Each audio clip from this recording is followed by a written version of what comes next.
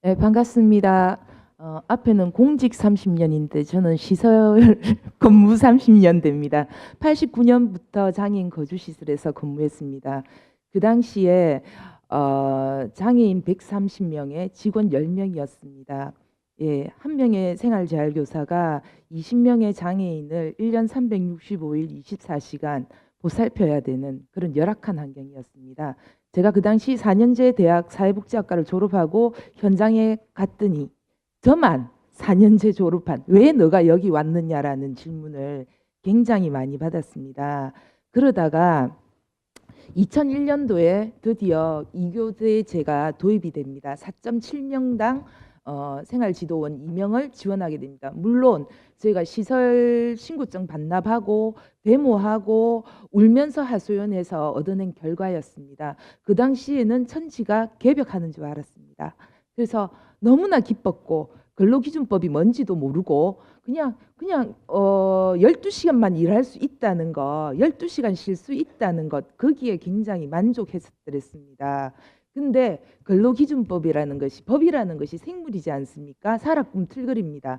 계속해서 국가의 발전에 맞춰서 근로기준법도 변화 발전했습니다. 저희는 그대로 머물러 있는데 지금까지 4.7명당 2명이라는 기준은 그대로 유지되고 있습니다.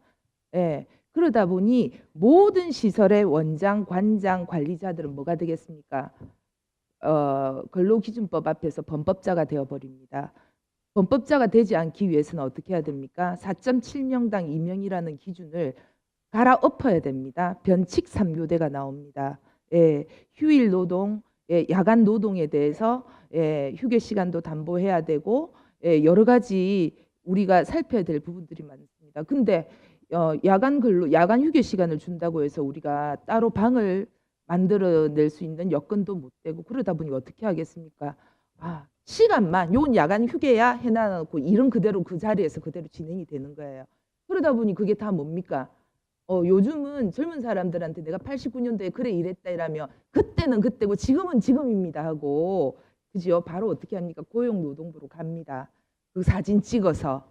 그래서 우리 원장님들 자기 집 팔아서 1억을 물러줬다 어쨌다는 이야기가 정말로 흔합니다. 예, 이런 상황들이 2001년부터 지금까지 지속되고 있는 상황입니다. 그러다 보니까 변칙 3교대를 하다 보니까 4.7명당 2명의 장애인, 2명의 근로자가 일을 하던 것들이 지금은 3교대 해야죠. 야간 근로 맞춰야죠. 휴게 맞춰야죠. 이래야 되니까 생활재활교사, 생활지도원 1인이 근무하는 시간에 맡아야 되는 클라이언트 수가 16명까지 올라가는 것입니다. 이해되십니까? 16명의 장애인을 돌보고 있다는 겁니다. 다시 89년으로 돌아간다는 이야기입니다. 서비스의 질은 어떻게 되겠습니까? 그죠? 서비스의 질은 누가 담보합니까? 근데 지금 보건복지부에서는 뭐라고 이야기하십니까? 개인별 맞춤형 서비스 해야 된다. 예. 지역사회 활동 강화하고 어떻게? 커뮤니티 케어. 아까도 말씀 여러 번 나왔죠. 커뮤니티 케어 해야 된대요. 한 명의 장애인을 위해서 저희도 하고 싶어요. 우리 원에도 일반 사업장에 장애인이 어렵게 취업을 했습니다. 종합병원 식당에 여성 장애인이 취업을 했습니다. 근데 지적 장애인이에요. 자폐성도 있어요. 혼자 출퇴근 안 돼요. 그렇지만 커뮤니티 케어 해야 되고 지역사회에서 활동해야 되니 어떻게 합니까? 아침 저녁으로 출퇴근을 선생님이 같이 합니다. 아까 말씀드렸죠. 혼자서 맡아야 되는 그 시간에 맡아야 되는 장애인 수가 16명인데 나머지 15명은 어떻게 하느냐는 이야기죠. 그런 상황들이 지금 현재 현장에서 일어나는 상황입니다. 저는 이 특례업종 폐지라는 이야기를 듣고 굉장히 기뻤습니다. 더불어민주당 너무 고맙고 제가 사랑하는 문재인 대통령님께 정말 감사 인사를 드렸고 그다음에 옆에 계시는 오승환 회장님 되시자마자 너무 멋진 일을 해내셨다고 감사를 드렸지만 한편으로 걱정이 너무너무 됩니다. 제가 처음에 20명의 장애인을 맡았다고 했죠. 그죠? 4분 44초 되라고 했습니다. 20명의 장애인을 맡았던 데보다 더 악화되는 상황이 올 수 있다. 인력 지원, 그다음에 임금 보존 이러한 것들이 되지 않으면 정말로 극한의 상향에 갈 수 있다라는 끔찍한 생각들을 하게 됩니다. 그래서 법을 따라가지 못하는 지원은 예, 있으나 마나합니다. 제발 이번만큼은 적정 인력에 대한 산출이 반드시 이루어져야 되겠다. 4.7명당 2명이요. 그 당시 예산을 가지고 계산기 두드려서 나와서 4.7명이에요. 사람이 어떻게 0.7이 될 수 있습니까? 그렇죠? 그러니 적정 인력에 대한 뭡니까? 산출을 다시 해야 됩니다. 아동은 아동에 맞게, 장애인은 장애인에 맞게, 장애 유아는 우리 수녀님 지금 급하십니다. 장애 유아는 장애 유아에 맞게, 예, 각자 그 분야에서 적정 사회복지 인력이 몇 명이 들어가야 되는가에 대한 산출 먼저 해주셨으면 정말 감사하겠습니다. 적정 인력 배치 기준 마련해 주시고요. 그 다음에 두 번째는요, 2교대에서 최소 3교대제로 가야 됩니다. 그렇지 않고는 계속해서 16명 보는 수밖에 없고 그대로 간다면 우리는 24명까지 볼 수 있다라는 각박한 심정 맞지 원장님? 예, 두렵습니다.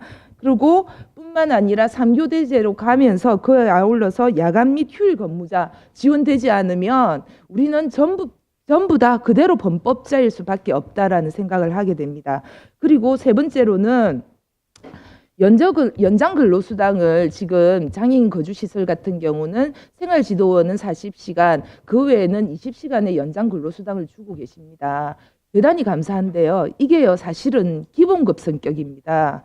예, 기본급이 워낙 낮다 보니 연장 근로를 하지 않으면 생계가 꾸려지지를 않습니다. 그래서 연장 근로를 안 할 수가 없습니다.